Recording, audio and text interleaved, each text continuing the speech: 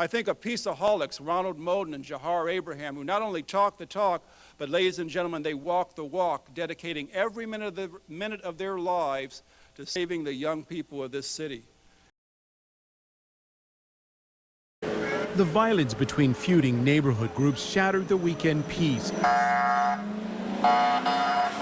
Saturday evening, witnesses ran, leaving bloody footprints, holding their ankles, legs, and stomachs. As many as 7 were shot, 2 as young as 14 and the rest 18. I'm worried that the murder rate can go back up. Anti-violence community organizers say budget shortfalls are keeping them out of troubled neighborhoods. We've come a long way, but for us and other people who've been in the schools helping the children not to be there, it's the recipe for a disaster.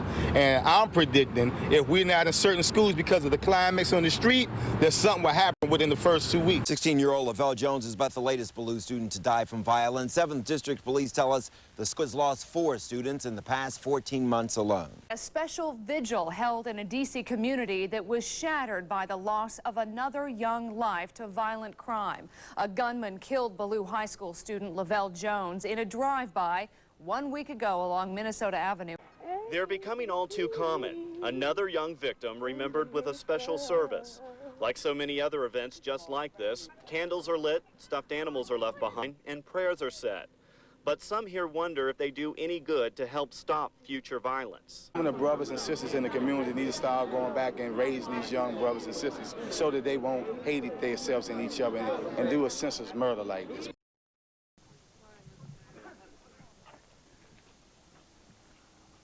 I want to thank all of you for being out here. We invited all of you out here knowing that you would be interested in our meeting that we had with some students here at Ballou. Since they're with me, let me ask the Ballou officials and Peaceoholics also for their comments. Yes, how you doing?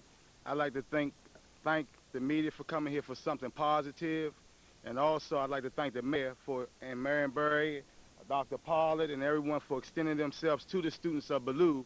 And this is something that the students have been asking for, and it's long overdue, and it was a very productive meeting. The meeting some fine points came out of this meeting with the students, and the students were very happy that the mayor came to address some of their needs and issues. And I think from this meeting, a lot of positive things, in fact, I know a lot of positive things will come out of this meeting because this is all the children need. When we came up, we were the same way these children were. My name is Ronald Moten, R-O-N-A-L-D M-O-T-E-N, CO, the Peaceoholics.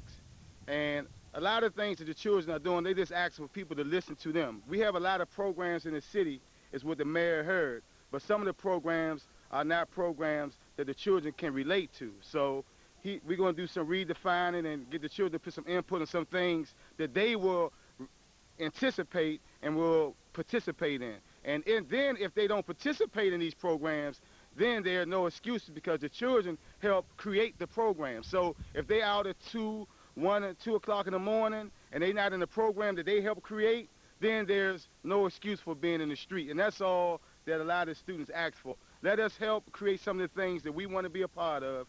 And then once these things are created, then you can hold us accountable. And I really think that this is very positive.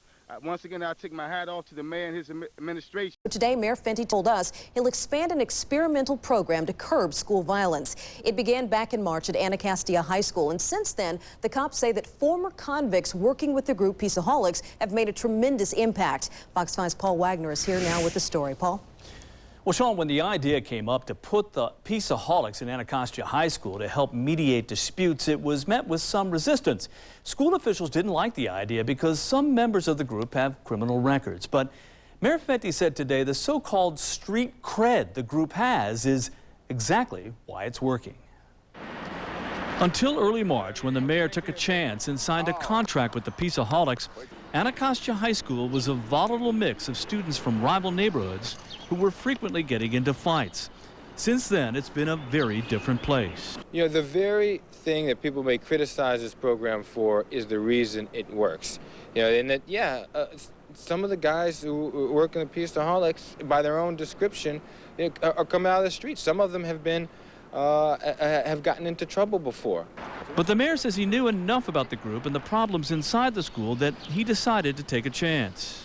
the officers will never be able to have a tenth of the trust that the Peaceoholics do, and that's important. The officers can gain trust, and a lot of them do a great job, but the Peaceoholics get in there, they have the trust of the young people, and because they do, they listen to. Mayor Fenty says come the new school year, the Peaceoholics will be working in other D.C. schools as well. We knew that this would be something that could work, and we stayed after the mayor. Jauhar Abraham and Ron Moten began the Peaceoholics after meeting at the Million Man March. Their formula for success is seemingly been there, done that. Even the assistant D.C. police chief overseeing school security today said the Peaceoholics have had a tremendous impact at Anacostia High, not only working inside the school but outside as well, keeping an eye out for any brewing fights. The mayor would not be specific on which schools will get the Peaceoholics next year, but Fenty made it clear today he's a believer. Sean? Nice to see them working for that change. Paul Wagner, thank you.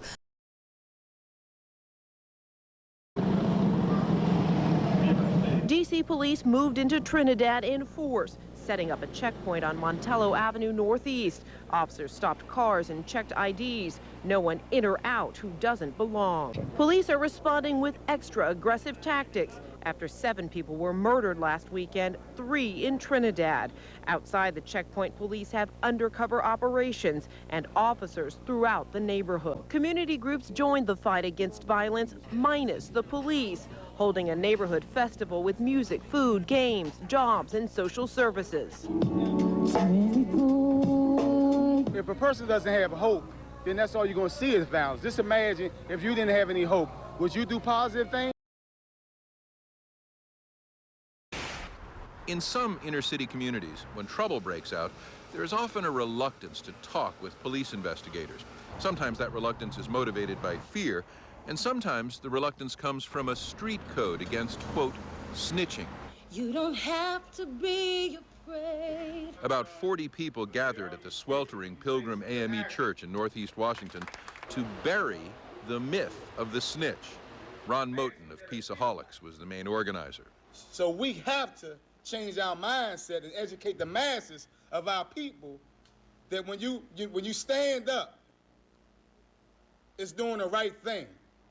It's not snitching. In the nation's capital, it's an exhausting but necessary conversation. But the bottom line is, in order to stop the destruction in our community and save lives, we have to come to some sort of resolution. Tonight, snitching and trying to understand it took center stage at the historic Lincoln Theater.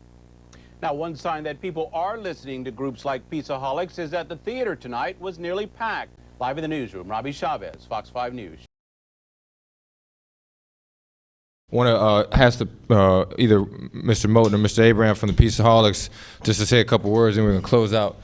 I see people in this room who got a lot of skills that can make calls on the street and stop the violence. Won't we subsidize them in the jail to work with some of these brothers in the streets so we can stop this violence? You know what I'm saying? Like with us, it's people, it ain't the people who doing what's right that caused all this. It's people like us, ex-offenders that hate on us. I'm not in the streets no more. You know what I'm saying? But at the same token, we got to take opportunities to these people in here and in the streets so we can hold them accountable. You can't take children who never had mental health services and lost their mother and father, and then when they go commit a crime, we want to crack the whip on them. You see what I'm saying? We got to offer brothers and sisters services and opportunities to be successful. Then we can hold people accountable. But these brothers in here are the answer. Just like G, Cornell, I see other ex-offenders and who else? But all 3 of us, we out here doing stuff with people in the community. But all of us have been through things. Big G, y'all know what he was doing out there. Now he's out here helping people. So these brothers and sisters in here, we need to start a program where they being empowered to make a difference in the community. With all this homicides, everybody in here knows somebody from one of these hoods where this violence is going on. Empowering teenage girls. That was the message at Saving Our Sisters, an outreach event sponsored by the Peaceoholics community organization. The day-long event was geared to foster positive and healthy relationships in the lives of teenage girls through open discussion. We come here today to empower these youth that are in here. We want all you sisters in here to know that we can turn everything negative into something positive. First, a main rally was held featuring WPGC 95.5 radio personalities Rain and Justine Love and Peaceoholics co-founder Ronald Moten. building on the progress made by the young ladies at the one-day workshop. The Peaceoholics extended the experience by sponsoring a weekend retreat for teenage girls to explore the issues that they face on a deeper level. The Saving Our Sisters retreat gave youth the opportunity to hear inspiring testimony from positive leaders in the community. The experienced group leaders guided participants in honest discussion on difficult topics and issues, such as gang violence, negative behavior, and broken families.